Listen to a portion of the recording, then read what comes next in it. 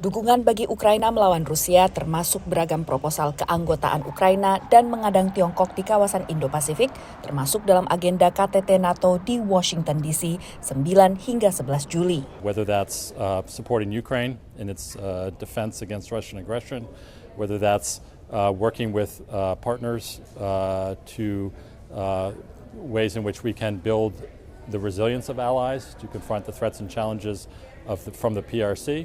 Whether this is hybrid threats, cyber threats, these are all the issues that we'll be focusing on at the summit. Mengikuti performa debat pra-pemilu dan sejumlah wawancara media, kemampuan Presiden AS Joe Biden untuk memimpin KTT NATO jadi pertanyaan, hal yang dibantah juru bicara Gedung Putih. We're not picking up any signs of that from our allies at all, quite the contrary.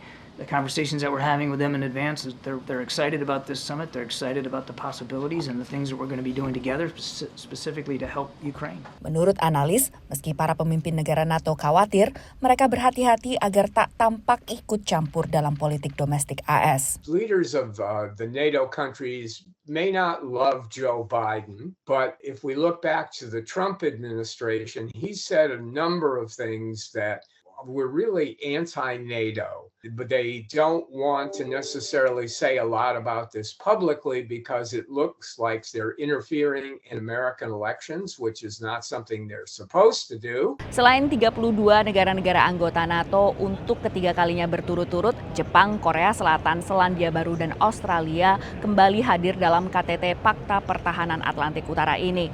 Selain ancaman pertahanan fisik, NATO dan juga sekutu di Indo-Pasifik juga bersiap untuk menghadapi ancaman serangan siber dan juga disinformasi.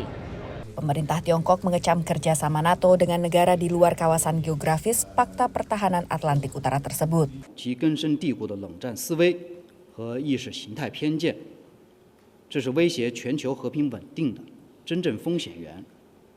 北约应恪守其区域性、防御性组织的定位，停止在亚太制造紧张局势，兜售冷战思维和阵营对抗，不要搞乱了欧洲，又试图搞乱亚太。